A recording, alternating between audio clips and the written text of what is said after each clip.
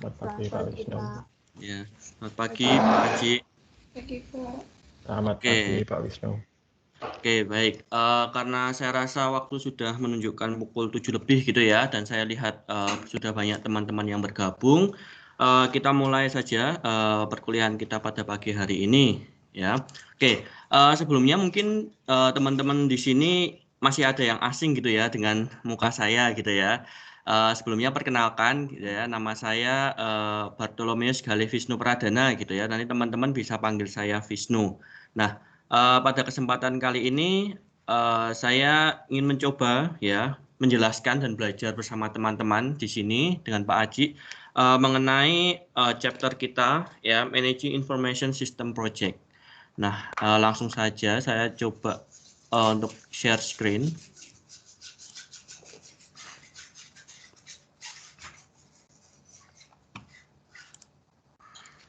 Oke.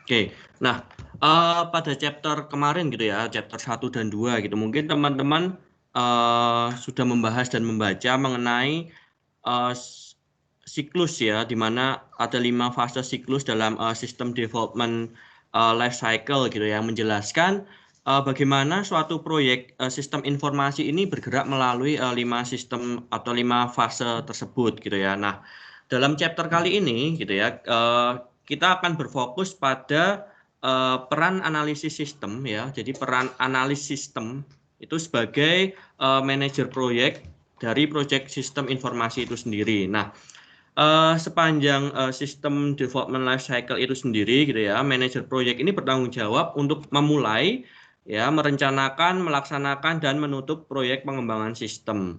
Nah, manajemen proyek ini bisa dibilang merupakan aspek terpenting dalam proyek pengembangan sistem informasi. Ya, kita ketahui bahwa oleh karena itu manajemen proyek yang efektif gitu ya, ini akan membantu memastikan bahwa proyek pengembangan sistem ini memenuhi harapan dari customer dan disampaikan dalam batas waktu dan anggaran yang telah ditetapkan sebelumnya. Nah, pada chapter ini adalah tujuan yang ingin kita capai ya dalam membahas chapter kali ini. Nah, kita ketahui ya dewasa ini adanya pergeseran dalam jenis proyek yang dilakukan oleh sebagian besar perusahaan gitu ya. Ini akan membuat pengelolaan proyek gitu ya ini jauh lebih sulit dan bahkan sangat penting bagi keberhasilan suatu proyek gitu ya. Nah, misalnya sebelum akhir-akhir ini gitu ya, beberapa masa lalu di tempo lalu gitu ya, organisasi itu hanya memfokuskan sebagian besar pengembangan mereka pada aplikasi yang mungkin dirancang khusus gitu atau dibuat sendiri. Nah, saat ini gitu dewasa ini sangat banyak gitu ya upaya dari suatu organisasi ini mengembangkan sistem ya yang berfokus pada kalau teman-teman masih ingat ada ERP gitu dan sistem storage data gitu ya, yang dimana nanti teman-teman dalam prakteknya data-data yang dimiliki oleh organisasi ini otomatis akan bisa teman-teman peroleh secara otomatis misalnya seperti itu atau saling berkorelasi antara data di divisi A dengan data di divisi B. Nah, semakin kompleksnya sistem informasi yang ada di suatu organisasi itu membuat manajer atau membuat pengelolaan ini menjadi semakin kompleks. Nah, kalau di dalam buku teman-teman itu ada satu kasus gitu ya dari Pine Valley Furniture gitu ya, itu merupakan perusahaan manufaktur. Mungkin teman-teman bisa membacanya terlebih dahulu gitu ya, atau mungkin teman-teman sudah membaca. Itu dalam organisasi tersebut mereka memiliki apa ya istilahnya ada masalah gitu ya, terdapat masalah yang mereka hadapi yang dimana awalnya gitu ya perusahaan ini lebih atau melakukan pengelolaan atau ya proyeknya atau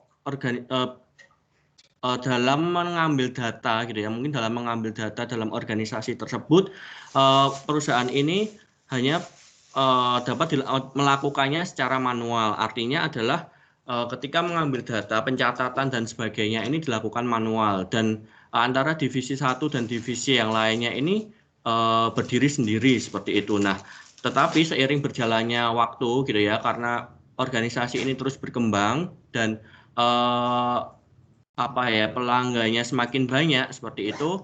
Nah, manajer perusahaan di situ dituliskan bahwa ingin membuat sistem informasi yang lebih terpusat seperti itu. Nah, tahukah teman-teman, itu semua dibutuhkan untuk istilahnya dibutuhkan suatu perencanaan yang baik dan matang gitu, agar apa yang direncanakan oleh manajer proyek ini berjalan dengan baik. Nah, saya ingin melihatkan gitu ya, sebelum saya masuk ke materi, saya ingin memperlihatkan beberapa hal gitu.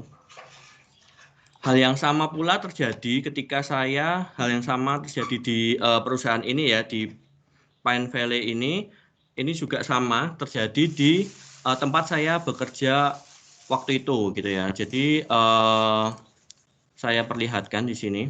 Nah, saya perlihatkan di sini ketika saya sebelum memulai atau melanjutkan studi gitu ya, setelah saya resign dari pekerjaan saya yang pertama gitu, sambil menunggu waktu studi gitu ya, karena iseng-iseng saya coba untuk bekerja gitu ya, daripada waktu kosong gitu. Saya pikir saya seperti itu. Nah, saya bekerja di Jogja, kebetulan di Jogja. Nah, saya rasa di perusahaan saya ini sama halnya dengan Pine Valley ini ya, perusahaan yang dicontohkan di buku kita ya. Jadi pencatatan dan sistemnya ini masih manual. Nah, kita lihat di sini, teman-teman.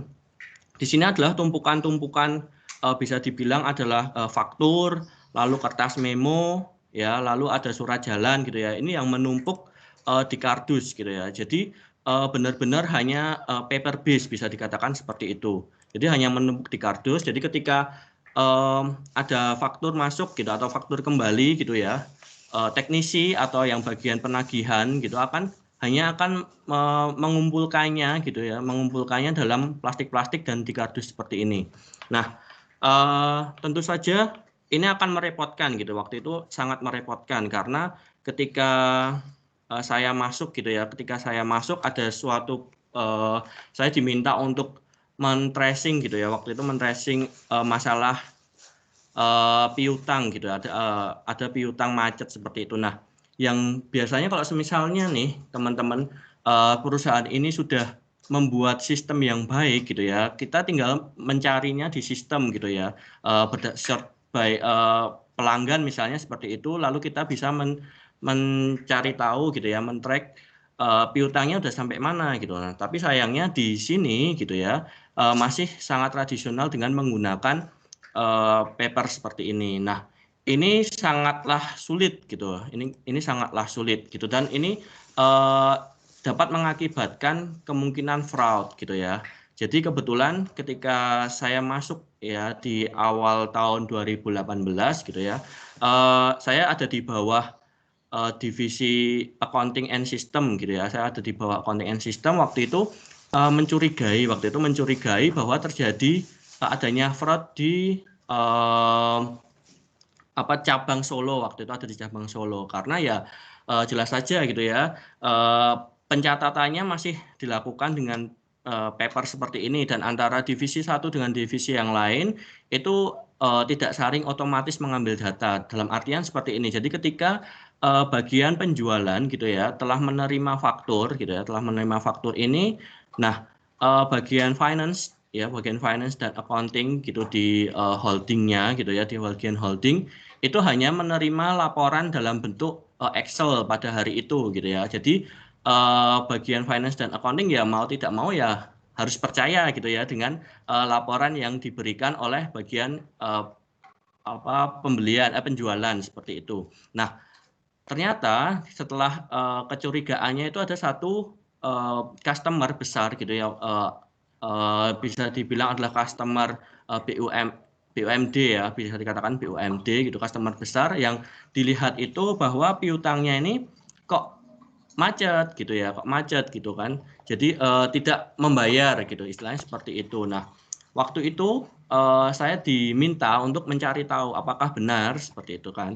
Nah, ketika saya datang ternyata saya menemukan setelah melakukan investigasi seperti itu ya, saya menemukan beberapa bukti-bukti gitu ya. Bukti-bukti di sini ada yang namanya nota, lalu ada yang namanya kontrak perjanjian. Seperti itu tuh dilakukan secara manual dan ternyata memang benar bagian penagihan itu bermain gitu ya, bermain menggunakan bukti-bukti manual ini untuk istilahnya dalam tanda kutip itu menguntungkan dirinya sendiri. Nah, sebenarnya dengan sistem ini semua dapat diminimalisir gitu ya. Mungkin kalau teman-teman pernah gitu check in di hotel misalnya seperti itu ya. Kalau misalnya teman-teman liburan gitu check in di hotel dulu gitu ya. Dulu mungkin ketika mau check in gitu teman-teman harus mengisi form gitu ya, tertulis manual gitu, mengumpulkan KTP gitu ya. Mungkin KTP lalu difotokopi terus teman-teman menulis manual di form dan tanda tangan. Nah, tapi dewasa ini di hotel-hotel sekarang banyak yang menggunakan dengan tablet atau iPad. Jadi teman-teman langsung mengisi formnya di tablet atau iPad-nya di resepsionis. Nah, itu adalah salah satu cara yang bisa dilakukan atau salah satu cara sistem ini membantu sebuah proses bisnis kayak gitu. Nah, begitu pula yang dilakukan oleh yang sedang dihadapi oleh perusahaan yang dicontohkan di dalam buku kita. Nah, kita langsung masuk saja ya, itu tadi masalahnya gitulah. Kita langsung masuk saja ke dalam materi yang di sini adalah bagaimana sih gitu ya, bagaimana kita dapat mengelola proyek sistem informasi yang diusulkan oleh manajer proyek gitu ya dalam suatu organisasi. Nah, kita ketahui bahwa project management di sini ya, manajemen proyek ini merupakan aspek penting gitu dari pengembangan sistem informasi dan keterampilan penting bagi seorang analis sistem gitu ya. Jadi manajemen proyek ini merupakan aspek yang sangat penting gitu ya. Nah, fokus utama dari manajemen proyek ini adalah untuk memastikan bahwa proyek pengembangan sistem ini memenuhi harapan customer gitu ya, memenuhi harapan customer dan disampaikan dalam batas anggaran dan waktu. Jadi kalau misalnya tadi yang saya contohkan gitu ya, ada komplain, mungkin customer ini merasa komplain gitu, kok saya ditagih terus padahal saya membayar setiap bulannya gitu, rutin gitu ya, tapi kok saya selalu mendapat tagihan dari holding misalnya seperti itu. Nah, oleh karena itu dengan adanya pengembangan sistem ini gitu ya, dengan adanya pengembangan sistem ini ketika ingin dibuat supaya holding bisa tracing secara langsung gitu ya di kantor gitu ya, ini harapannya supaya harapan pelanggan ini terpenuhi lah. Ya sudah istilahnya saya sudah membayar ya berarti sama-sama percaya gitu antara pelanggan dan kita pelaku bisnis seperti itu. Nah, dan sistem ini gitu ya, sistem ini harapannya ini dapat disampaikan dalam batasan anggaran dan waktu yang telah ditentukan. Jadi ketika kita memulai suatu proyek gitu ya, ingin membentuk atau membuat suatu sistem gitu, pasti di awal kita sudah menentukan sistem ini dibuat dengan biaya berapa dan membutuhkan waktu seperti apa. Nah, harapannya ketika manajemen proyek ini dapat dilakukan dengan efektif ketika proyek ini dilakukan tidak melebihi anggaran atau batas waktu yang telah ditentukan. Nah, sebagai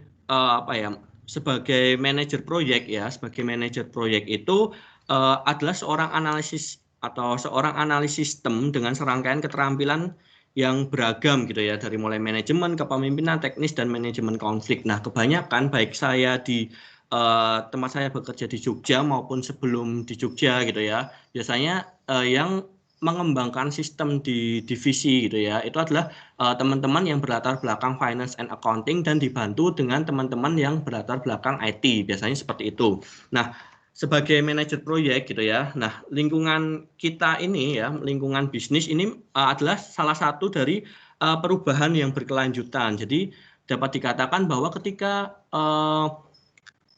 apa ya, manajer proyek ini dibentuk dari lingkungan yang ada di sekitarnya, dan lingkungan di sekitarnya ini akan berdampak untuk selanjutnya perkembangan atau perbaikan gitu ya, adanya perubahan dari sistem yang diusulkan.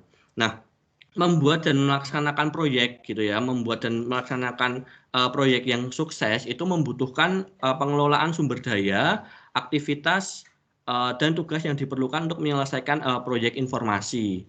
Nah, jika kita lihat di sini, ini adalah salah satu yang ingin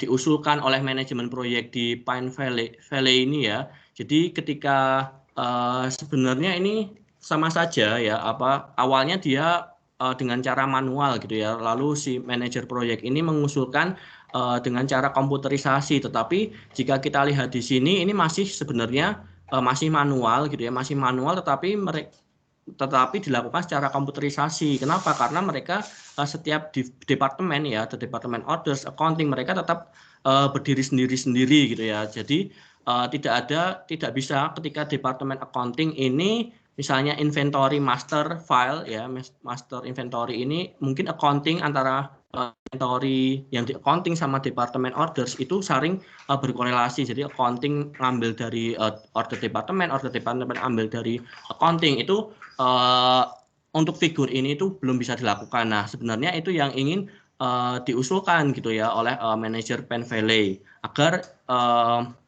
setiap data ya, yang storage data yang disimpan itu dapat digunakan oleh setiap divisi gitu ya.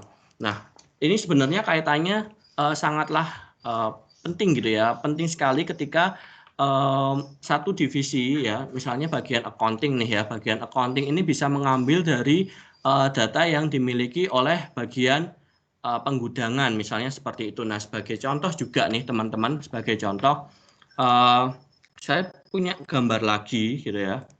Nah, ini adalah merupakan gudang gitu ya, bisa dikatakan adalah gudang di perusahaan saya gitu ya, di Jogja, di perusahaan tempat saya bekerja gitu ya, adalah merupakan gudang yang dimana ada divisi gudang gitu ya, divisi gudang yang menyimpan atau istilahnya mereka punya data yang isinya adalah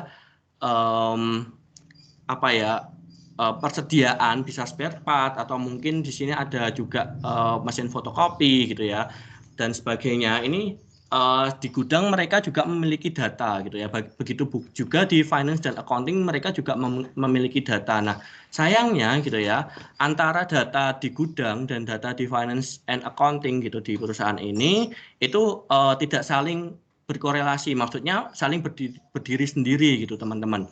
Jadi kalau misalnya saya lihat gitu ya, karena saya berpedoman pada data yang dimiliki oleh finance dan accounting gitu. Nah, kita lihat bahwa ada beberapa mesin-mesin gitu ya, ada beberapa mesin-mesin yang tercatat gitu ya, yang tercatat itu sistemnya masih ada yang istilahnya sudah depresiasi gitu ya. Jadi masih tinggal nilai buku saja, atau mungkin tinggal nilainya itu sudah nol kan, sudah terdepresiasi seperti itu. Tapi jika saya bandingkan dengan data gitu ya, data yang dimiliki oleh bagian gudang gitu. Nah, mesin-mesin ini tuh masih dicatat gitu ya, dicetak sesuai dengan harga perolehan. Padahal jika saya cek gitu ya, ketika saya melakukan stok opnam ke situ gitu ya, ketika saya cek di sini ternyata banyak mesin-mesin di sini yang sebenarnya sudah istilahnya tuh sudah tidak layak dipakai gitu ya, mungkin nilai bukunya udah nol gitu mungkin.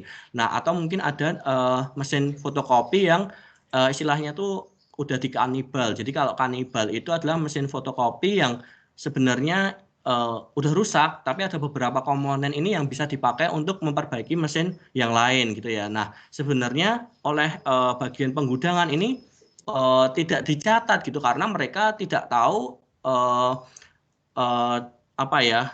teknisnya itu seperti apa gitu, perilakunya terhadap pencatatan itu seperti apa jika terjadi aktivitas seperti itu. Nah, akhirnya ada perbedaan nih antara data dari divisi finance and accounting dan bagian penggudangan. Nah, begitu juga ketika di bagian spare part gitu ya. Ini adalah teman-teman saya gitu, tim saya gitu ya. Ini 2 orang. Kalau misalnya di kantor 2 orang ini teman-teman saya ini klimis gitu ya, jadi dandan dan sebagainya. Tapi waktu stop opnam gitu bisa dilihat mukanya apa ya, wajahnya berkeringat dan seperti ini ya. Itu kenapa? Karena ya benar-benar perusahaan ini dilakukan apa ya, pencatatannya ini dilakukan secara manual ya. Kalau kita lihat di sini ya, jadi pencatatannya itu stok opnamnya jika dilihat gitu ya, hanya berdasarkan pada kartu stok ini, kartu stok. Jadi kartu stok ini adalah salah satu bukti gitu ya, bagaimana kita men-tracing atau mencari tahu benar nggak sih spare part ini jumlahnya segini gitu ya. Jadi hanya berdasarkan ini. Dan bisa dibilang gitu ya, sayangnya lagi gitu, bagian penggudangan gitu ya, bagian gudang dan bagian sales counter gitu ya. Sales counter itu adalah bagian penjualan, itu adalah orang yang sama gitu. Nah, itu adalah satu hal yang menurut saya riskan gitu ya, karena sales counter ini bisa saja mengambil gitu ya, bisa saja mengambil salah satu spare part di sini gitu tanpa harus meminta izin dulu ke bagian penggudangan, karena sales counter ini ya istilahnya merangkap kerjaan seperti itu. Nah, akhirnya ya banyak gitu ya, akhirnya banyak beberapa spare part gitu, beberapa spare part yang selisih gitu dari yang ada di kartu stok dengan yang keadaan yang sebenarnya. Nah, ini sebenarnya permasalahan-permasalahan apabila data-data tersebut tidak saling berhubungan seperti dan dicatat secara manual. Nah, akhirnya teman-teman, oleh karena itu yang harus kita lakukan gitu adalah perusahaan waktu itu ingin memperbaiki gitu ya, ingin membuat sistem ya, ingin membuat sistem yang supaya hal-hal yang merugikan seperti itu tidak terulang kembali, seperti ya, adanya fraud, lalu adanya selisih antara spare part dengan kartu stok gitu ya. Itu perusahaan waktu itu manajer menginginkan hal-hal permasalahan tersebut tidak terulang kembali. Nah, oleh karena itu di sini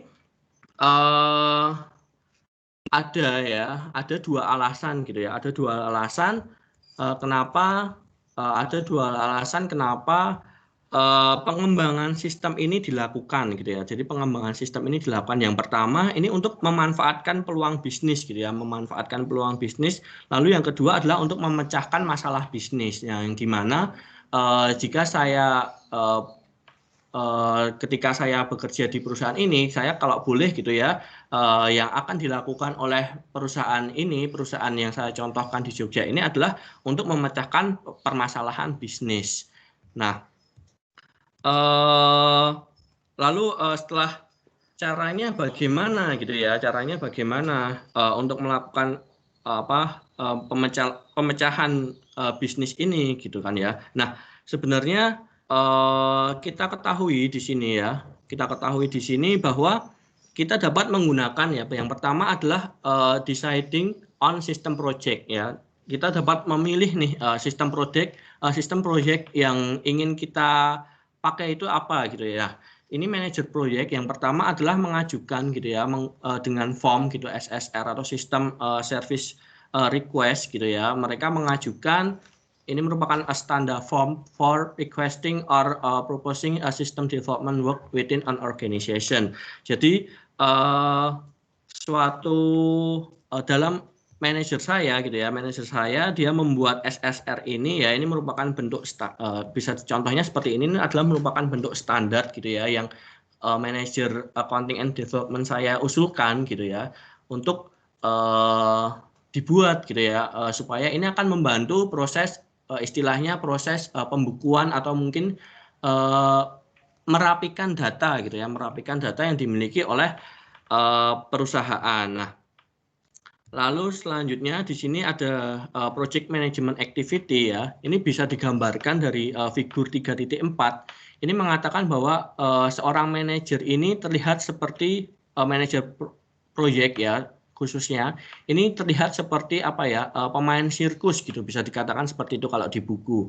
Kenapa? Karena seorang manajer ini harus bisa, ini bisa dikaitkan bisa diumpamakan seperti bola-bola gitu ya, yang dimana seorang project manager ini harus memiliki atau harus bisa gitu ya, memanage, atau dalam artian harus bisa istilahnya menjaga gitu ya, agar salah satu bola-bola ini tidak jatuh. Jadi seorang manajer ini harus memiliki kemampuan untuk managing people, lalu metodologi yang tepat, lalu dokumentasi dan komunikasi yang baik, lalu teknologi yang berubah. Nah, seorang project manager tuh harus memiliki itu semua gitu ya. Oleh karena itu ini merupakan apa ya, istilahnya sangat penting dimiliki oleh seorang project manager. Nah, mungkin selanjutnya ini langsung saja gitu ya. Langsung saja kita masuk ke dalam fase of project management process.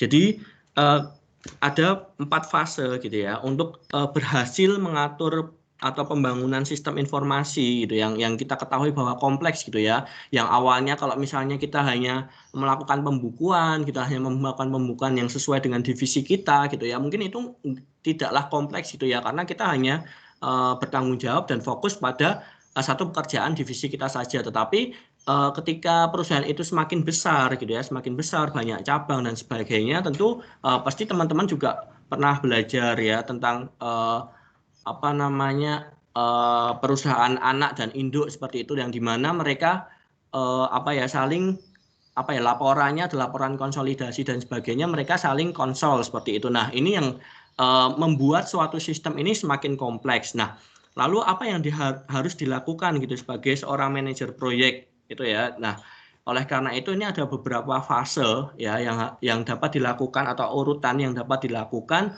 untuk memulai atau melakukan manajemen suatu proyek ya. Yang pertama adalah initiation. Ya, inisiasi ini adalah memulai suatu proyek gitu ya, melakukan inisiasi istilahnya seperti itu, lalu melakukan planning yaitu perencanaan, lalu eksekusi gitu ya. Setelah dieksekusi lalu proyeknya selesai enggak? Kalau selesai ya ditutup gitu ya. Nah, selesainya ini ada beberapa faktor gitu, ada beberapa hal gitu ya. Itu nanti akan dijelaskan di belakang. Nah, pertama adalah memulai proyek gitu ya, selama masa inisiasi proyek gitu ya. Nah, selama masa inisiasi proyek ini gitu, manajer proyek ini melakukan beberapa kegiatan untuk menilai ukuran, lalu scope gitu ya, menilai ukuran, ruang lingkup, lalu kompleksitas dan menetapkan prosedur gitu ya untuk yang akan mendukung kegiatan selanjutnya. Nah, yang dilakukan gitu ya, yang dilakukan dalam fase pertama gitu ya, adalah yang pertama adalah membentuk tim inisiasi proyek gitu ya, membentuk tim inisiasi proyek. Jadi membentuk tim ini, kegiatan ini tuh melibatkan pengorganisasian, jadi melibatkan pengorganisasian inti awal anggota tim proyek ini untuk membantu menyelesaikan kegiatan inisiasi proyek. Jadi ketika saya masuk pertama kali gitu ya, dalam perusahaan yang di Jogja gitu ya, saya langsung dilibatkan dalam tim ini gitu. Saya langsung masuk ke dalam tim proyek ini. Yang pertama adalah proyek untuk mencari tahu nih ada komplain dari pelanggan yang di Solo waktu itu ya, ada pelanggan Solo. Setelah berhasil gitu ya, manajer proyek atau manajer accounting dan development di sini ingin membuat proyek lagi yang dimana ingin memastikan gitu pencatatan antara spare part gitu ya, spare part dan mesin dengan pencatatan yang ada di finance dan accounting ini sama. Nah, akhirnya ini dimulailah saya dimasukkan ke dalam tim gitu ya untuk menginvestigasi atau istilahnya untuk mencari tahu gitu ya. Nah, saya diberi tanggung jawab masuk tim situ, lalu saya diberikan dua teman sebagai tim saya. Nah, lalu yang kedua adalah menjalin hubungan dengan pelanggan. Jadi menjalin hubungan dengan pelanggan, yaitu dalam aktivitas ini adalah pemahaman menyeluruh tentang pelanggan ya. Ini bagaimana kita membangun kemitraan yang lebih kuat dan tingkat kepercayaan yang lebih tinggi gitu. Nah, ini contohnya adalah tadi di pelanggan yang ada di Solo gitu ya, ketika ini loh memang benar ada terjadi fraud yang dilakukan oleh salah satu karyawan kita. Nah, selanjutnya kita akan membentuk suatu sistem yang dimana karyawan atau bagian penagihan gitu tidak akan bermain-main dengan nota-nota kosong dan sebagainya. Nah, ini digunakan untuk membentuk relasi yang kuat gitu ya antara pelanggan dengan kita si pelaku bisnis. Lalu yang ketiga adalah project initiation plan. Ini menetapkan rencana gitu ya, merencanakan rencana inisiasi proyek gitu ya, istilahnya seperti itu. Nah, langkah ini untuk menentukan kegiatan yang diperlukan ya, yang diperlukan untuk mengatur tim inisiasi saat bekerja ya, untuk menentukan tujuan dan ruang lingkup proyek. Jadi ketika tim ini sudah dibentuk gitu ya, tim ini sudah dibentuk, lalu kita sudah bisa meyakinkan konsumen gitu ya, pelanggan gitu ya. Selanjutnya yang kita lakukan adalah menetapkan rencana gitu ya, kepada rencana inisiasi proyek itu menetapkan kegiatan apa yang harus kita lakukan gitu supaya dalam tim yang terbentuk ini mereka bisa dikatakan kita sebagai tim memiliki tujuan yang sama gitu ya, memiliki tujuan yang sama bahwa oh berarti objektif kita ya, tujuan kita tuh ini gitu ya, untuk ini dalam proyek ini adalah untuk ini. Jadi supaya yang setiap orang gitu ya, setiap orang, setiap individu ini memiliki tujuan yang sama oleh manajer proyeknya gitu ya. Lalu yang selanjutnya adalah manajemen prosedur. Nah, menetapkan prosedur manajemen di sini adalah yang dimaksud adalah bahwa proyek yang sukses itu membutuhkan pengembangan prosedur yang efektif. Jadi ketika sudah dikomunikasikan gitu ya, kita sudah menentukan kegiatan yang diperlukan, kita lalu selanjutnya kita memerlukan prosedur atau bisa dikatakan policy gitu ya. Policy ini bisa dikatakan sebagai guideline, istilahnya seperti itu, batasan kepada tim ya, tim proyek gitu ya, atas apa yang boleh dia lakukan dan apa yang tidak boleh dia lakukan. Jadi merupakan batasan gitu ya, batasan supaya kegiatan proyek ini berjalan secara efektif. Nah, lalu yang selanjutnya adalah ini adalah menetapkan gitu ya, menetapkan lingkungan manajemen proyek, lalu dan membuat istilahnya workbook gitu ya. Jadi kayak buku panduan seperti itu. Nah, ini maksudnya dari kegiatan ini adalah fokus dari kegiatan ini adalah untuk mengumpulkan dan mengatur ya, untuk mengumpulkan dan mengatur alat yang akan kita gunakan gitu ya sebagai tim gitu saat melakukan pengelolaan proyek gitu ya. Kita membutuhkan apa saja seperti itu. Nah, lalu workbook di sini gitu ya, workbook ini digunakan oleh semua anggota tim gitu ya. Workbook ini digunakan oleh semua anggota tim guna untuk misalnya bisa dilakukan untuk investigasi atau audit proyek, misalnya untuk mencari tahu dulu gitu ya. Lalu yang kedua adalah bisa digunakan juga untuk orientasi anggota gitu, tim baru kalau misalnya seperti saya gitu yang tiba-tiba masuk gitu ya, ketika proyek tengah-tengah berjalan gitu dengan workbook, saya tahu nih informasi awal-awal proyek ini nih mau ngapain. Nah, saya bisa melihat dari workbook itu. Lalu workbook ini juga berguna untuk sebagai komunikasi ya dengan manajemen dan pelanggan. Lalu selanjutnya workbook ini juga dapat digunakan untuk mengidentifikasi nih proyek yang dilakukan dan mungkin proyek yang akan dilakukan setelah proyek ini selesai, misalnya seperti itu. Nah, lalu yang dapat dilakukan gitu ya, workbook itu mungkin teman-teman melihatnya seperti ini gitu ya, kalau dicontoh gitu ya, hard copy gitu besar gitu ya. Tapi sebenarnya workbook yang baik gitu ya, untuk menjaga workbook ini, teman-teman suatu perusahaan ini bisa menetapkan workbook ini sebagai apa ya, dipasang atau dimasukkan ke dalam sistem komputer atau mungkin bisa diakses secara online gitu ya, karena itu juga akan mempermudah setiap anggota untuk jika misalnya lupa mereka ingin mencari tahu gitu, mereka bisa membuka-bukanya dengan mudah. Nah, lalu yang selanjutnya adalah project charter gitu, atau mungkin apa ya, project charter piagam atau bisa dikatakan piagam proyek gitu ya, project charter gitu. Ini merupakan dokumen pendek gitu ya. Ini intinya tuh isinya tentang workbook ini apa sih? Jadi dokumen pendek yang biasanya sih cuman 1 halaman gitu ya, 1 halaman ini berisinya biasanya disiapkan untuk pelanggan gitu ya, biasanya disiapkan untuk customer ini untuk menjelaskan apa yang akan diberikan ya, apa yang akan diberikan proyek ya, proyek yang akan berjalan ini akan memberikan apa sih untuk pelanggan gitu ya. Nah, itu adalah project charter gitu ya. Isinya ada di sini, teman-teman bisa lihat ada judul, lalu ada nama proyeknya apa, lalu ada nama customer dan sebagainya. Nah, sebenarnya saya punya gitu ya. Sebenarnya saya ada contoh foto untuk project charter di perusahaan saya waktu itu, tapi saya rasa mungkin ini sifatnya rahasia gitu. Jadi saya tidak berani istilahnya memperlihatkan kepada teman-teman, tapi intinya seperti itu. Nah, ketika sudah selesai gitu ya, ketika langkah-langkah ini sudah dilakukan gitu ya, langkah-langkah inisiasi proyek ini sudah dilakukan, selanjutnya kita masuk ke fase kedua ya kan. Yang fase kedua di sini adalah merencanakan proyek gitu ya. Jadi setelah inisiasi oke sudah siap, workbook sudah siap dan sebagainya sudah siap. Selanjutnya yang kita lakukan adalah planning gitu ya. Selanjutnya yang kita lakukan adalah planning. Jadi langkah selanjutnya di sini ternyata gitu ya didukung pula oleh penelitian terdahulu gitu. Ada yang penelitian terdahulu yang mengatakan bahwa ternyata menemukan hubungan yang positif nih gitu ya antara perencanaan proyek yang efektif dan hasil proyek yang positif gitu ya. Jadi semakin efektif gitu ya, semakin efektif perencanaan proyek yang dilakukan oleh organisasi kita itu akan menghasilkan proyek yang positif pula seperti itu. Nah, project planning ini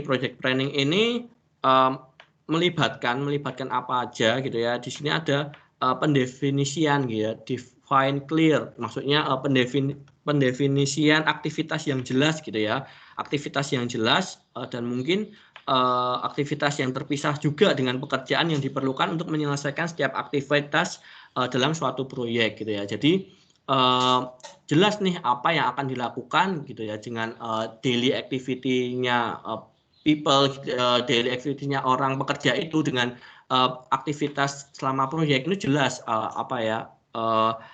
pemisahnya itu jelas gitu ya, definisinya itu jelas. Nah, lalu ada beberapa hal gitu ya yang dapat dilakukan di sini gitu ya. Nanti ini akan dibahas kita satu persatu gitu ya.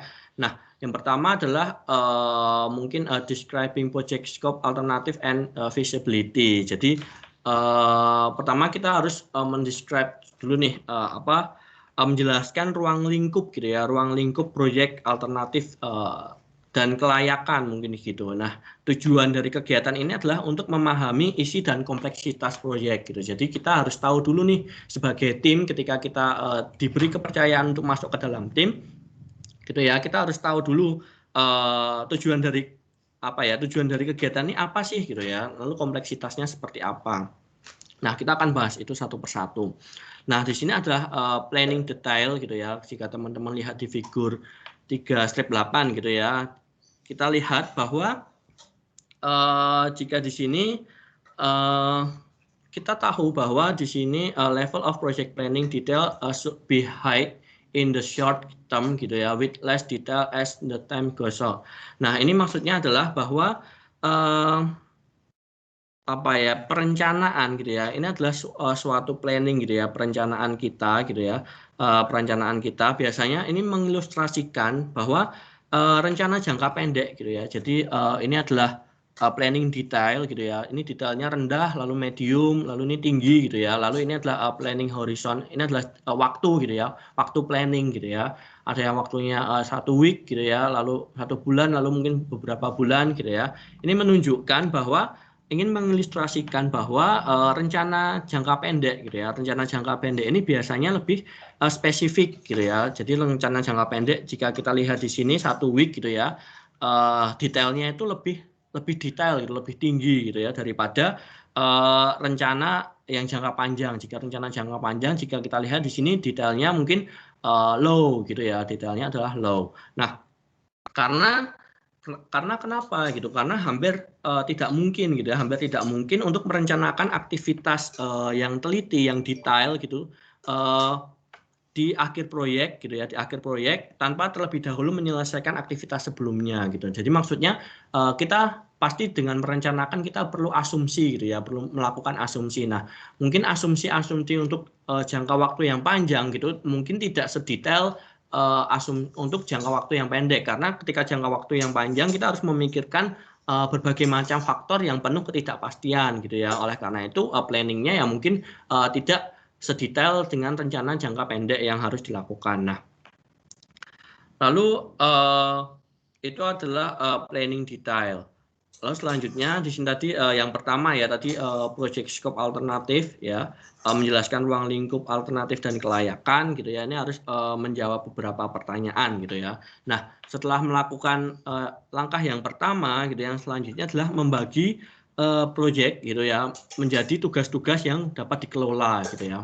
Membagi proyek menjadi tugas-tugas yang dapat dikelola. Ini adalah aktivitas dapat dikatakan ini merupakan aktivitas kritis gitu ya, maksudnya aktivitas penting gitu dalam atau selama proses perencanaan proyek. Karena kenapa? Karena di sini kita harus membagi seluruh proyek ya menjadi tugas-tugas yang dapat dikelola, lalu kemudian secara logis ini mengurutkannya gitu, mana proyek yang dapat dilakukan pertama atau mungkin mana proyek yang bisa dilakukan secara bersamaan, lalu proyek mana yang harus dilakukan sebelum aktivitas A atau aktivitas mana yang harus dilakukan setelah aktivitas B, misalnya seperti itu. Nah, ini merupakan poin atau aktivitas yang kritis gitu ya, aktivitas yang kritis bagi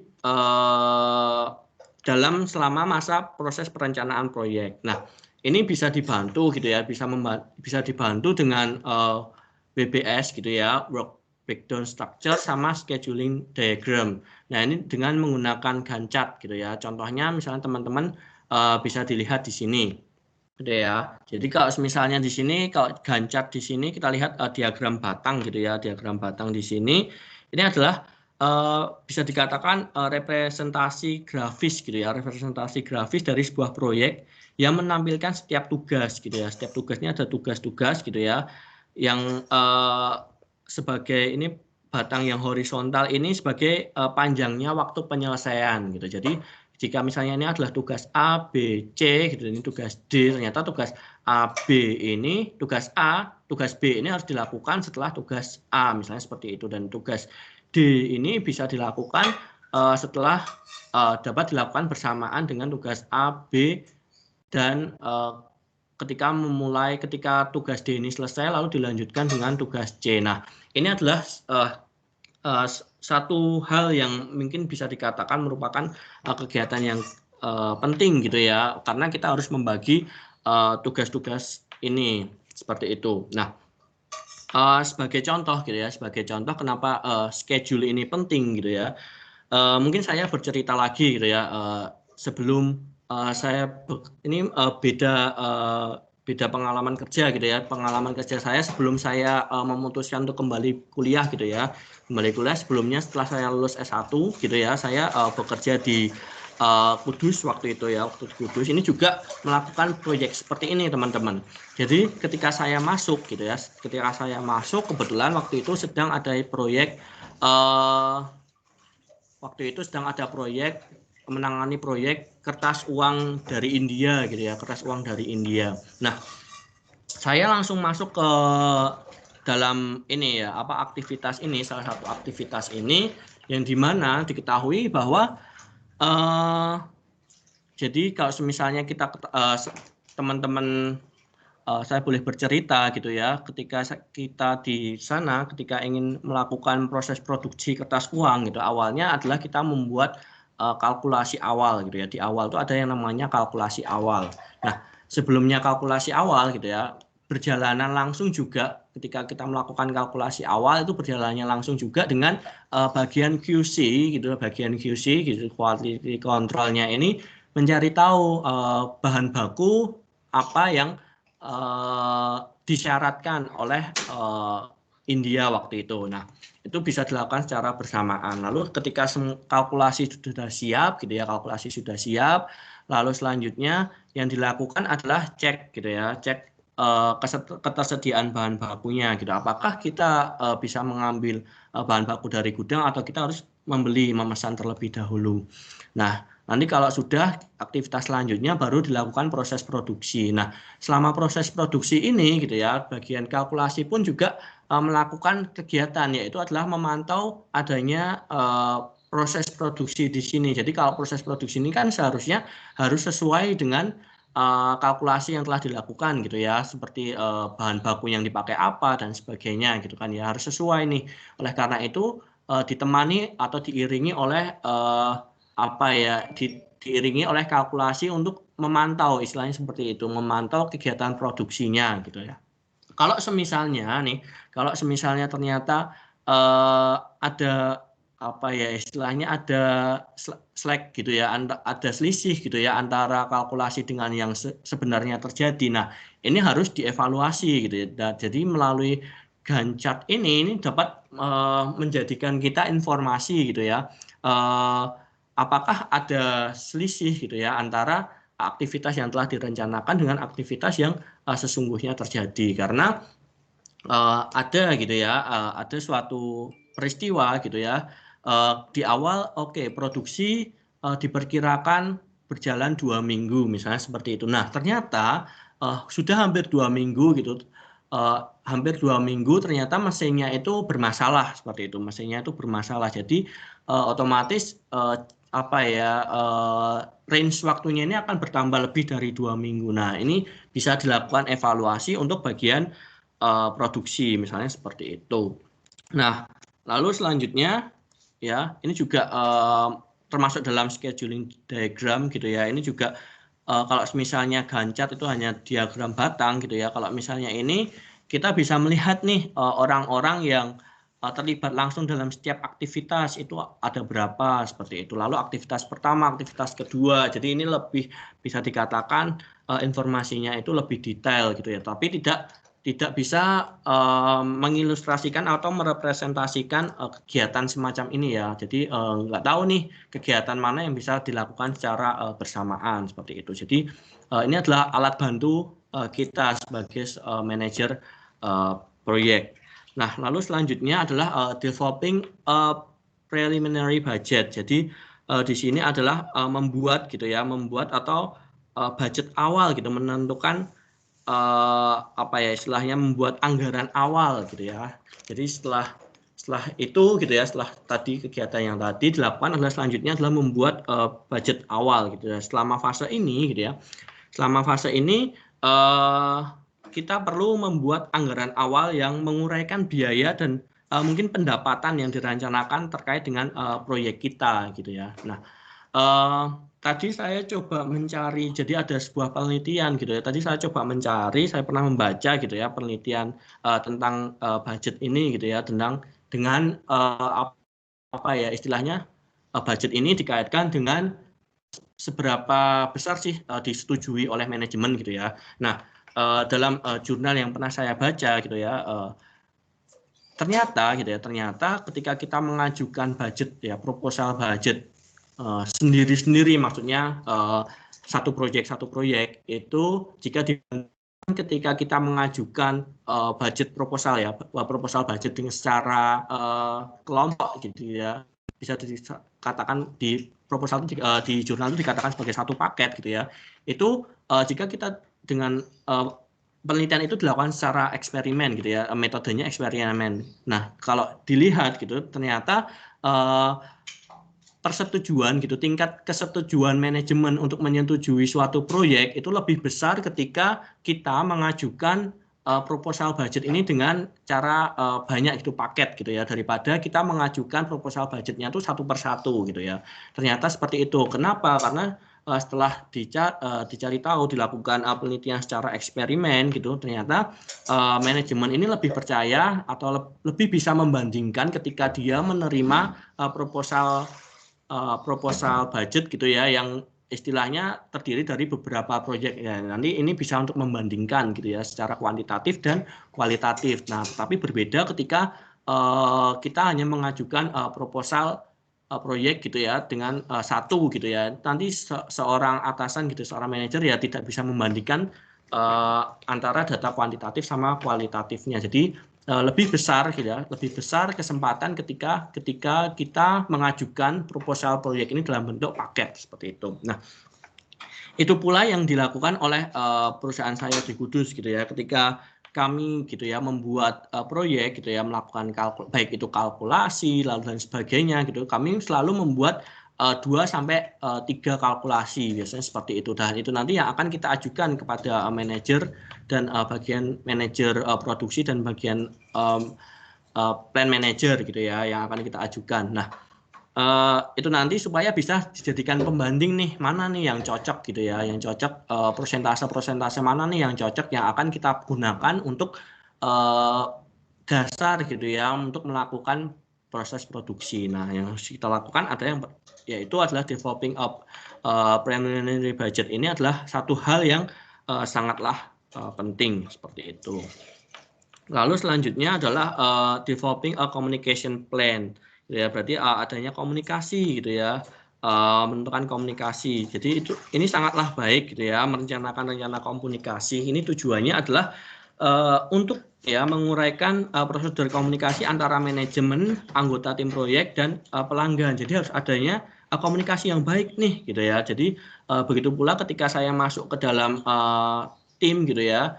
Saya sebagai baik itu di Jogja, saya ada di bawah accounting and development, lalu baik saya waktu di Kudus saya berada di bawah finance and accounting gitu ya. Saya harus berkomunikasi baik pula dengan teman-teman di tim itu, baik itu di divisi bahan baku, lalu di divisi gudang, lalu divisi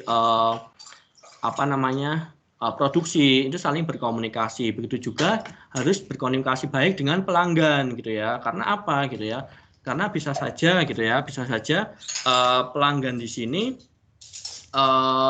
ada suatu kasus pelanggan di sini tiba-tiba mungkin kalau yang saya di Kudus ini pelanggan dari India gitu ya, tiba-tiba merubah gitu ya spesifikasi kertas uang yang pertamanya sudah disepakati. Nah, itu harus istilahnya rencana komunikasi ini harus baik gitu ya, berjalan dengan baik itu dapat dilakukan secara tertulis gitu ya, laporan tertulis atau secara lisan supaya menghindari hal-hal yang tidak mengenakan atau akhirnya ini merugikan kita sebagai pelaku bisnis di kemudian hari. Nah, seperti itu. Lalu selanjutnya adalah setting baseline project plan gitu ya. Ini setting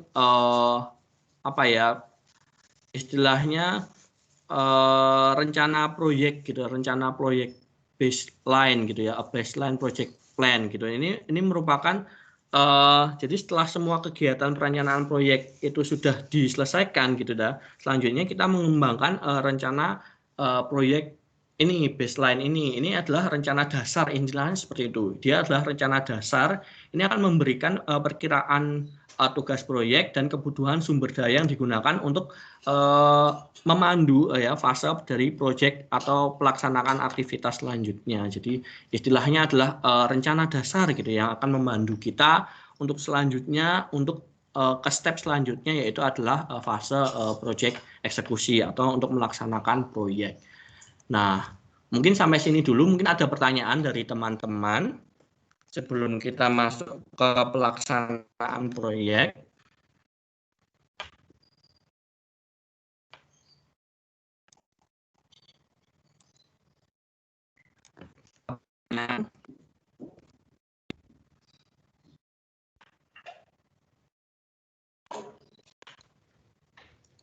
Baik, mungkin sedikit menambahkan gitu ya. Tadi kan Pak Wisnu sudah memberikan pemaparan mengenai project plan. Nah, ini saya project charter. Nah, ini saya ada contoh ini yang mungkin tidak disadari bahwa contoh ini itu sudah sering dilihat, hanya tidak tahu bahwa itu adalah project charter.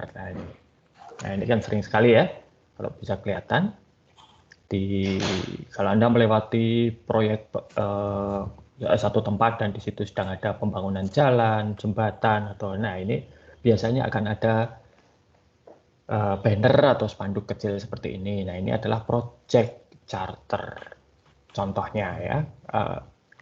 Jadi di sini ada keterangan ini milik siapa proyeknya, ya, lalu bisa dihubungi di mana, nama kegiatan, nilai kontrak sampai PPN-nya pun sudah muncul, sumber dana, waktu pengerjaan, target fisiknya apa, ya, pelaksana dan pengawas lapangannya siapa. Nah ini informasi ini bisa digunakan sehingga kalau misalnya Anda melewati jalan ini dan terhambat macet dan lain sebagainya atau malah diarahkan supaya mengambil jalan yang lain, Anda tahu sedang ada proyek. Nah, jadi project charter ini lebih sebagai salah satu fungsinya adalah sebagai alat komunikasi. Jadi Demikian juga dengan kalau itu di perusahaan pengembangan sistem ada project charter, ya itu orang tahu oh sedang ada pengembangan sistem ya. Tahu-tahu kok ada banyak orang di luar perusahaan yang datang, tahu-tahu kok jadwal berubah, sering ada rapat, lembur dan lain-lain. Oh ternyata ada ini. Itu. Oke. Oke, monggo dilanjut Pak Wisnu. Oke, baik. Terima kasih Pak Aji. Jadi seperti itu ya teman-teman. Oke, selanjutnya saya masuk ke fase yang ketiga, gitu ya.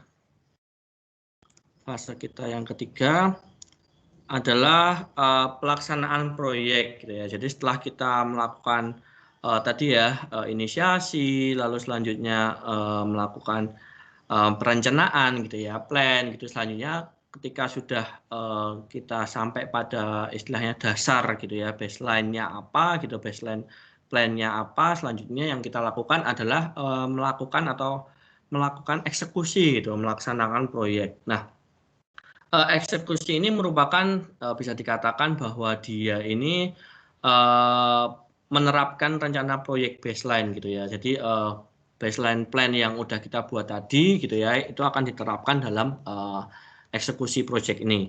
Nah, ada beberapa hal gitu yang dapat dilakukan atau aktivitas yang dilakukan dalam fase ini, gitu. Yang pertama adalah melaksanakan rencana baseline yang udah kita buat tadi, gitu ya. Jadi baseline project plan itu dilaksanakan. Jadi sebagai seorang manajer proyek, gitu ya, kita akan mengawasi pelaksanaan, gitu ya, pelaksanaan baseline, gitu ya, baseline kita, yang berarti bahwa kita, gitu ya, kita ini akan memulai pelaksanaan aktivitas proyek, gitu ya, lalu memperoleh dan menetapkan sumber daya, lalu mengarahkan dan melatih tim, gitu ya, melatih tim baru, itu lalu selanjutnya adalah menjaga proyek ini sesuai jadwal ya yang sudah ditentukan, gitu ya, dan memastikan kualitas hasil dari proyek itu, ya, istilahnya seperti itu. Kita sebagai seorang manajer itu harus melakukan pengawasan, gitu, atas pelaksanaan baseline kita, gitu ya. Itu yang pertama yang harus dilakukan.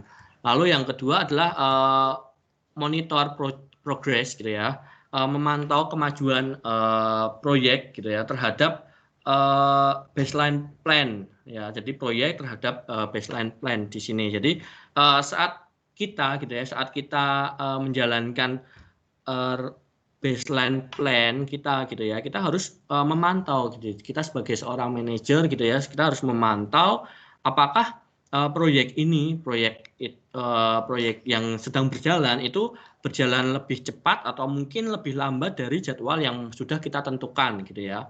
Nah, selanjutnya kalau seperti itu, ada perbedaan seperti itu, selanjutnya yang harus kita lakukan adalah kita harus menyesuaikan nih sumber daya, kegiatan serta anggaran, gitu ya, dengan yang sudah ditetapkan sebelumnya. Kita harus sesuaikan, gitu. Lalu memantau aktivitas proyek ini untuk menghasilkan modifikasi pada rencana saat itu, gitu ya. Jadi kalau misalnya ada perbedaan, baik itu lebih cepat atau lebih lambat mungkin ya, kita harus segera melakukan action, gitu ya. Yang harus kita lakukan adalah mungkin bisa melakukan dengan cara modifikasi apa sih yang seharusnya dilakukan, gitu. Nah, itu bisa dilihat dengan Gantt chart ya, seperti yang mungkin sudah saya jelaskan di awal tadi, gitu ya. Monitoring progress bisa kita lihat juga di Gantt chart. Ya, kalau misalnya di Gantt chart ini ternyata waktunya adalah 10 hari, gitu, ternyata kita jauh lebih cepat, gitu ya, misalnya jauh lebih cepat. Jadi kita mungkin bisa memanfaatkan atau yang selisihnya hari yang belum selesai, gitu ya, itu juga bisa dimanfaatkan untuk istilahnya mungkin bisa memajukan aktivitas yang dilakukan di sini. Jadi misalnya ini sudah selesai di sini, gitu ya, ini mungkin bisa dimajukan. Nah, ini sangat membantu kita sebagai seorang manajer, gitu ya. Nah, ada suatu permasalahan, gitu ya, teman-teman. Saya ingin memperlihatkan suatu permasalahan, gitu ya. Kita lihat di sini saya ingin membagikan.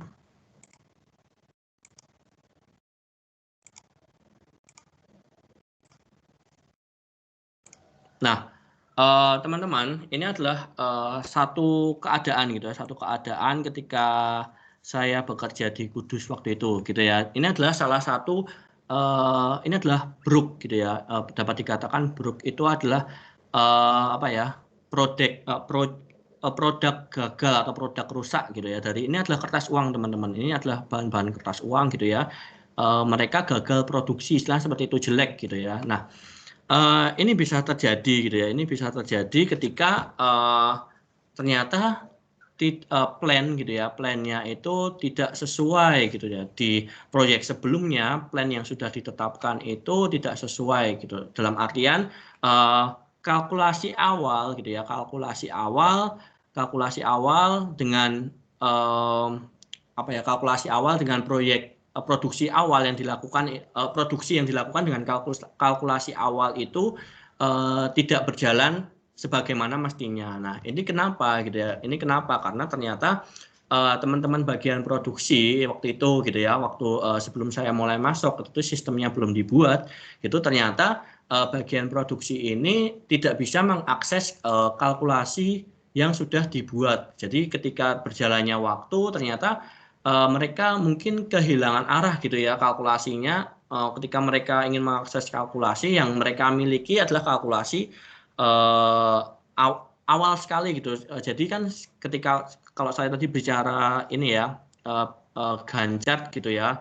Jadi kalkulasi dengan kalkulasi ini akan berjalanan seiring dengan proyek itu berjalan. Nah, sistem yang dahulu gitu ya, bagian produksi ini tidak bisa mengecek kalkulasi yang berjalan bersamaan dengan proses produksi. Jadi mereka pedoman mereka adalah kalkulasi awal gitu yang disepakati di awal tadi.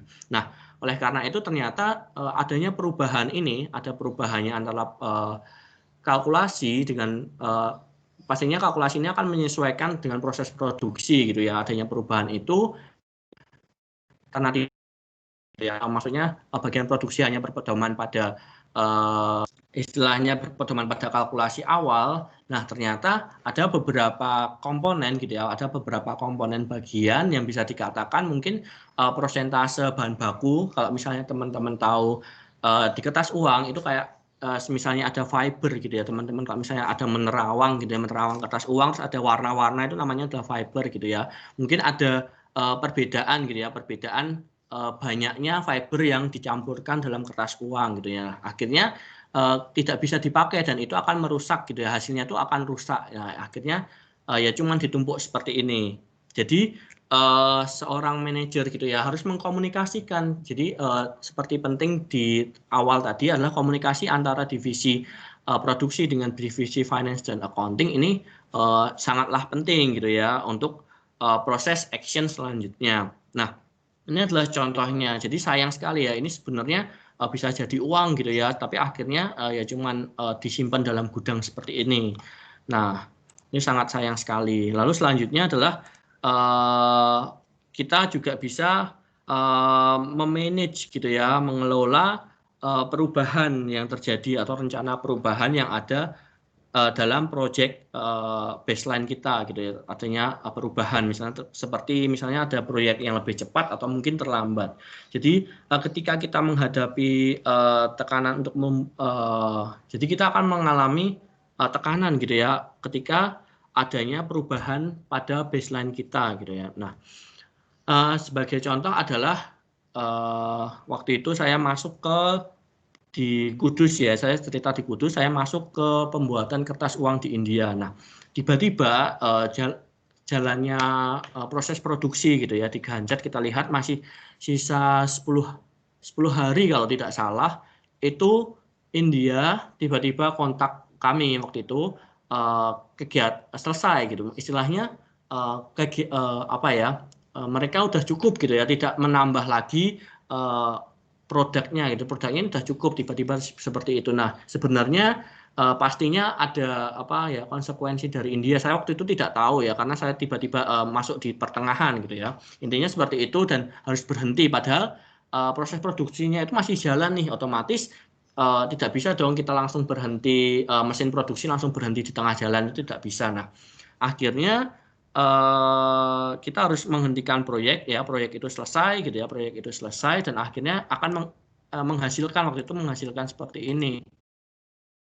Menghasilkan ini adalah kertas uang, bisa dikatakan adalah kertas uang. Beberapa di sini adalah kertas uang India yang udah jadi gitu ya. Sebenarnya ini udah bisa dikirim gitu kan, tapi karena India sudah cukup gitu ya dengan yang dikirim, akhirnya ya mangkrak gitu ya di gudang. Nah, kita harus bisa gitu sebagai seorang manajer, kita harus mengelola perubahan yang ada di dalam baseline plan kita. Lalu selanjutnya adalah menjaga workbook kita gitu ya, menjaga project workbook gitu ya. Ini adalah proses ini memelihara catatan gitu ya, supaya seperti saya yang tiba-tiba tim baru gitu ya masuk ke dalam proyek ini, saya bisa membuka-buka workbook itu gitu. Jadi paling tidak saya tahu lah proyek ini tuh berjalan seperti apa, seperti itu. Lalu communicate project status, lalu mengkomunikasikan status proyek ya. Jadi manajer proyek ini bertanggung jawab untuk menjaga semua pemangku kepentingan gitu ya. Jadi mulai dari pengembangan sistem, manajer, dan pelanggan itu harus mengetahui nih proyek ini udah sampai mana kayak gitu. Biasanya kami di Kudus waktu itu mengkomunikasikannya adalah proyek ini akan berjalan lebih cepat 2 hari misalnya seperti, dan itu kami komunikasikan kepada pelanggan dan kami komunikasikan kepada semua bagian gitu ya, entah itu di bagian penjualan atau mungkin kami komunikasikan kepada plan manager kita seperti itu. Nah, ini adalah monitoring progress gitu ya. Jadi istilahnya teman-teman dalam merencanakan atau melakukan eksekusi ini, yang paling penting itu adalah ketika kita sudah merencanakan, melaksanakan baseline kita gitu ya, lalu kita memantau gitu ya, kemajuan proyek gitu ya. Lalu jika ada perubahan, apa nih yang harus kita lakukan? Kita harus cepat gitu ya, doing action cepat gitu ya, yang harus kita lakukan apa. Dan selanjutnya adalah melakukan komunikasi. Jadi apapun permasalahan yang sedang terjadi atau progres apa yang terjadi dalam proyek kita selalu komunikasikan kepada seluruh tim yang ada atau terlibat langsung di situ gitu. Ini adalah fase yang ketiga itu. Jadi kalau misalnya sudah selesai gitu, dari fase ketiga ini sudah selesai, lalu selanjutnya kita masuklah ke fase terakhir gitu ya, project close down. Jadi project close down di sini atau menutup proyek di sini adalah istilahnya mengakhiri proyeknya selesai gitu ya. Proyeknya selesai, proyek ini dapat diakhiri dengan penghentian alami. Maksudnya penghentian alami di sini istilahnya ya memang sudah selesai gitu, proyeknya selesai, atau mungkin dengan penghentian yang tidak wajar, atau misalnya proyeknya itu gagal, atau bisa dikatakan proyek ini tidak sesuai, atau rencana yang sudah ditetapkan itu ternyata tidak sesuai gitu, tidak sejalan gitu ya. Jadi bisa dikatakan bahwa proyek ini ya terpaksa berhenti gitu ya. Jadi mungkin ada yang proyek ini berhenti karena berhasil, atau berhenti karena gagal misalnya seperti itu. Nah, langkah-langkah yang dilakukan yang pertama adalah menutup proyek gitu ya, proyek selesai gitu ya. Nah, menutup proyek ini selama penutupan proyek, kita sebagai manajemen proyek gitu ya, kita melakukan beberapa aktivitas gitu ya. Yang pertama adalah ini dilakukan, saya melakukannya juga gitu ya, masuk ke dalam close down the project gitu ya. Jadi seorang manajer, waktu itu manajer saya ini menilai saya gitu ya. Jadi kalau misalnya proyek selesai, biasanya saya akan dinilai nih dalam tim, kerja saya bagaimana gitu ya. Kerja saya bagaimana, apakah bagus atau tidak sesuai dengan ekspektasi manajer misalnya seperti itu. Jadi ini lebih kepada menilai setiap anggota tim gitu ya, untuk memberikan apa, nanti kaitannya adalah mungkin insentif, lalu bisa juga kalau misalnya jelek ya mungkin bisa ke punishment misalnya seperti itu. Lalu yang kedua adalah melakukan review pada pasca proyek gitu ya. Jadi setelah proyek selesai gitu ya, setelah akhir, nah selanjutnya kita melakukan review nih gitu kan ya. Setelah proyek selesai gitu ya, apa sih proyek yang selanjutnya dapat dilakukan ke depan itu apa kayak gitu, itu juga bisa dilakukan. Lalu setelah itu adalah close the customer contract. Jadi menutup kontrak pelanggan itu juga sudah selesai. Jadi misalnya kalau saya tadi menyatakan proyeknya ya kertas uang gitu ya, lebih ke kertas uang gitu. Kalau misalnya sudah selesai, sudah dikirim ya berarti kontraknya sudah habis, sudah selesai seperti itu. Nah, itu teman-teman dari fase proyek gitu ya, fase proyek 4 fase proyek gitu ya yang dapat kita lakukan ketika kita memanage gitu ya, istilahnya apa ya, memanage informasi sistem proyek gitu ya, dapat dilakukan dengan 4 fase ini gitu ya. Mungkin selanjutnya sampai sini dulu. Mungkin ada yang ingin ditanyakan teman-teman.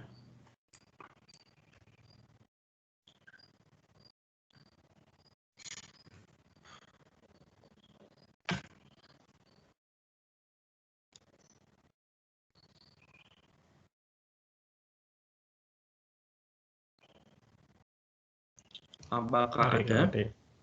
Kalau ada yang mau ditanyakan atau diklarifikasi ke Pak Wisnu. Iya, silahkan.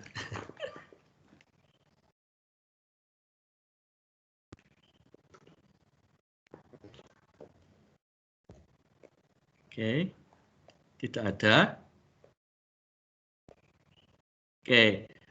Oke, jika tidak ada teman-teman, selanjutnya di sini lebih kepada representasi dari apa ya, scheduling project plan gitu ya, ada Gantt chart, lalu network diagram, PERT gitu ya. Nanti untuk penghitungan PERT gitu ya, ini ada contohnya gitu, ada rumusnya juga gitu ya. Ini adalah contoh-contoh, nanti bisa teman-teman baca gitu ya. Sebenarnya ini bisa teman-teman baca. Contohnya adalah menggunakan Paint Valley tadi gitu ya. Jadi ini bisa teman-teman baca sendiri gitu ya. Kalau misalnya teman-teman, ini saya masih ingat juga gitu ya, ada salah satu mata kuliah juga yang pernah saya ambil. Kalau tidak salah itu OR gitu ya, OR sama manajemen operasi kalau tidak salah. Ini juga membahas lebih dalam mengenai ini apa namanya, Gantt chart lalu PERT ya, PERT analisis seperti itu. Jadi ini mungkin nanti teman-teman selanjutnya mungkin bisa membaca sendiri, mungkin seperti itu. Seperti itu mungkin dari saya. Teman-teman, apakah ada pertanyaan?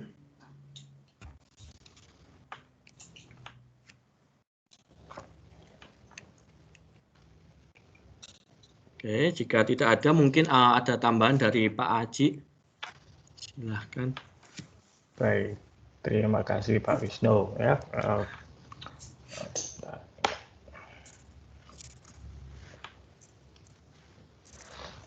Kameranya sedang bermasalah. Ganti aja.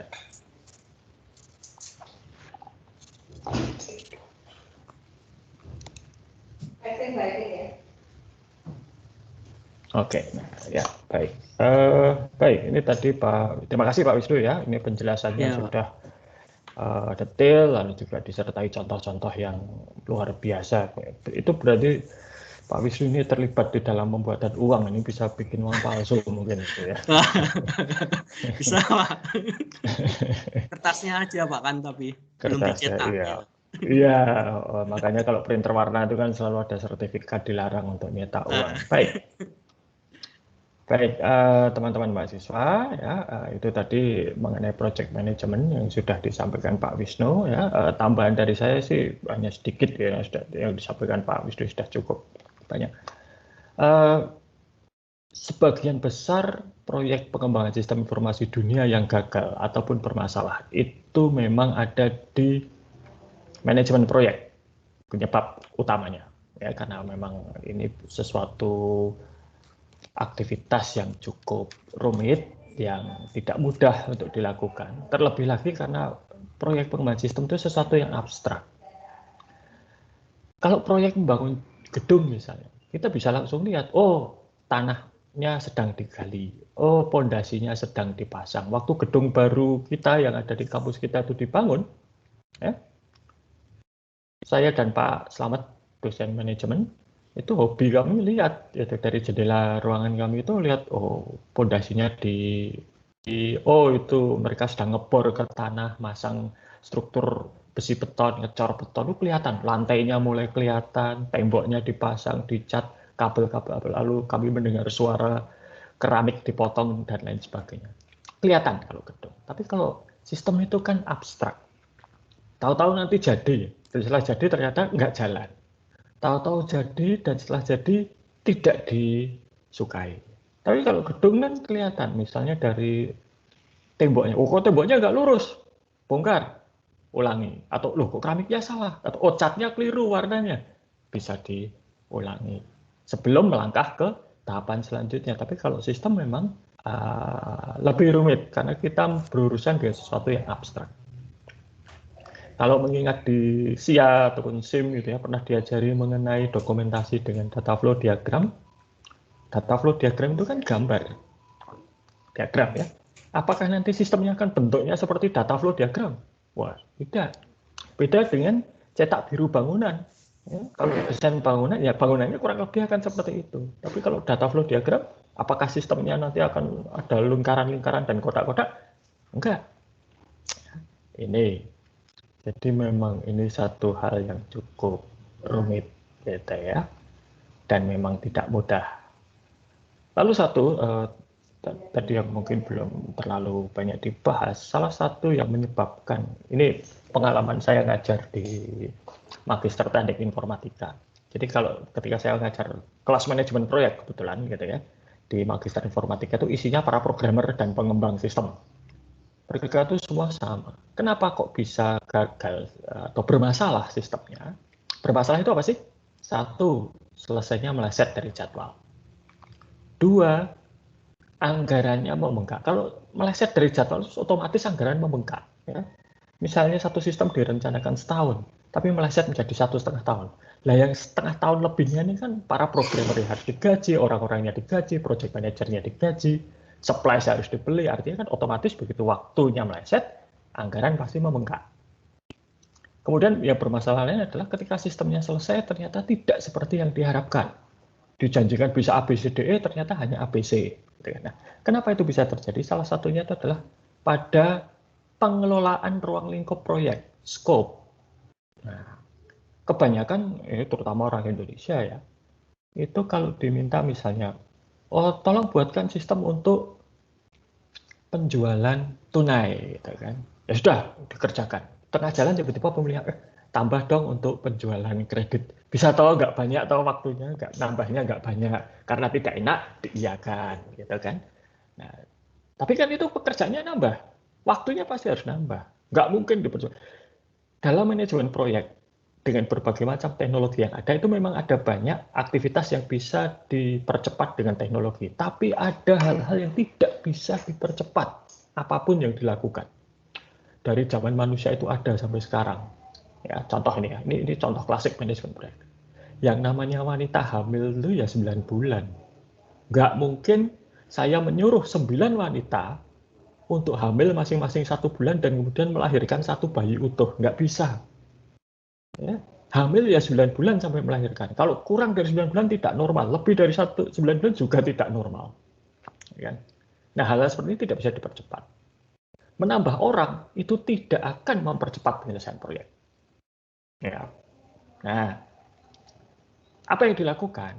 Kalau yang saya ajarkan pada mereka adalah kalau ada yang minta tambahan seperti itu, jangan langsung diiyakan, tapi juga jangan langsung ditolak. Kalau langsung diiyakan, ya itu tadi, nambah beban, nambah pekerjaan, tapi tidak tambah duit. Ditolak, kalau ditolak berarti menolak rezeki. Gitu kan? Saran saya adalah permintaan tambahan itu dianalisa. Dan kemudian dilihat dampaknya bagaimana. Tadi Pak Wisnu sudah mengatakan, dampaknya terhadap sumber daya bagaimana? Nambah waktu, nambah orang, nambah biaya, pasti itu ya. Tapi seberapa besar? Kalau misalnya tambahnya, ya nambah 2 jam kerja, nambah uangnya mungkin 10.000, ya sudahlah, oke, gitu kan, demi hubungan baik misalnya.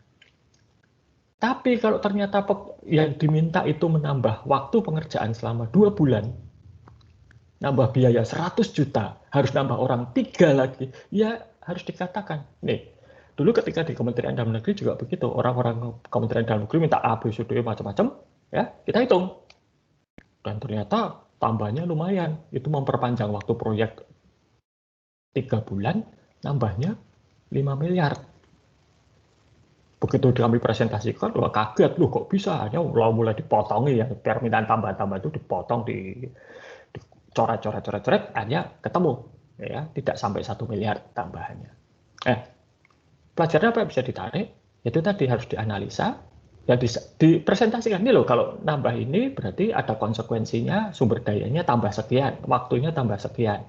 Mau nggak? Kalau mau ya bagus lah, nambah rezeki, nambah kerjaan, ya kita bisa mempekerjakan banyak orang.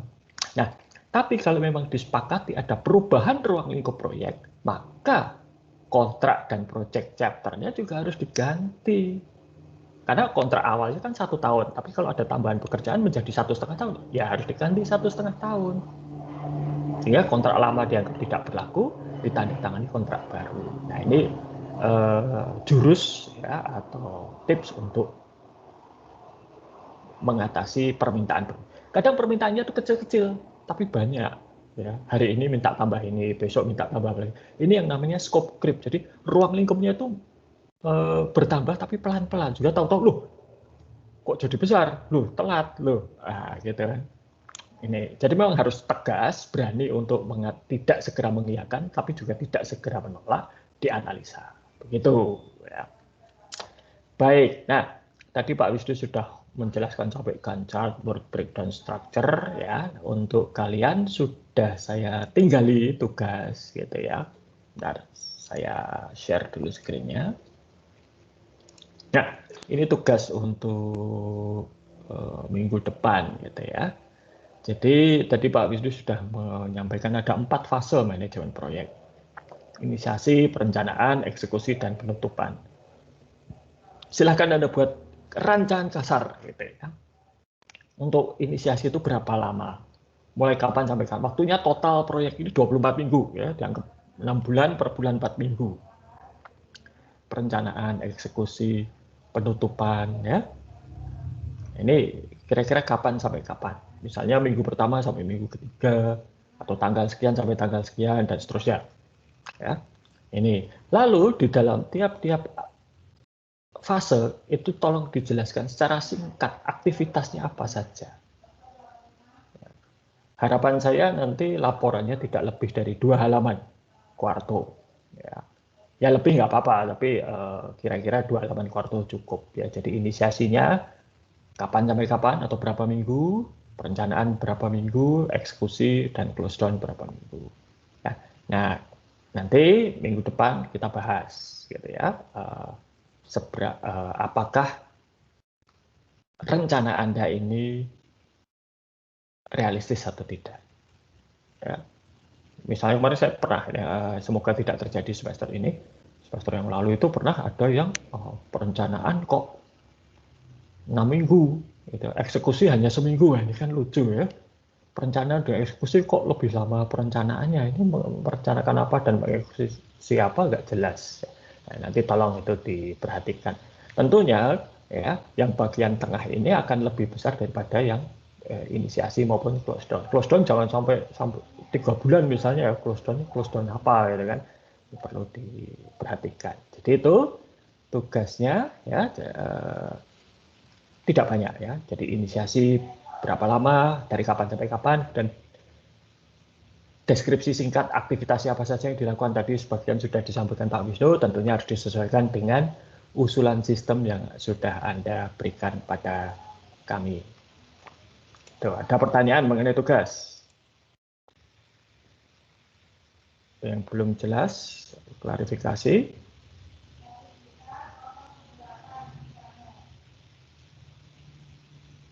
Nah, sepertinya tidak, ini nggak tahu, ini diam saja, ini sudah jelas atau sedang sarapan atau bagaimana ya.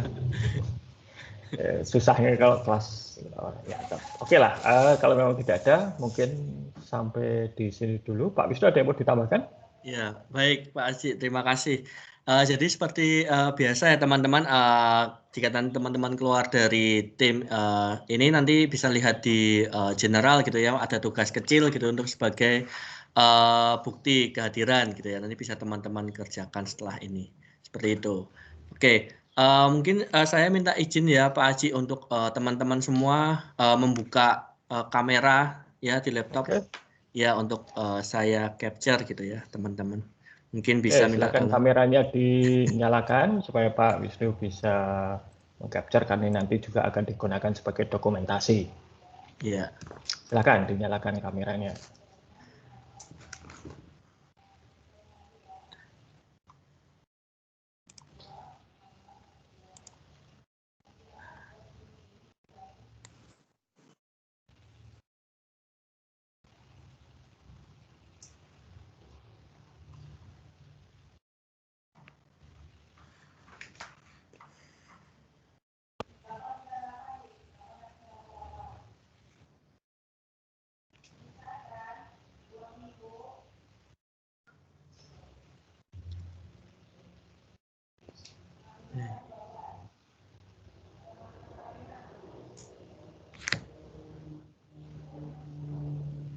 Oke.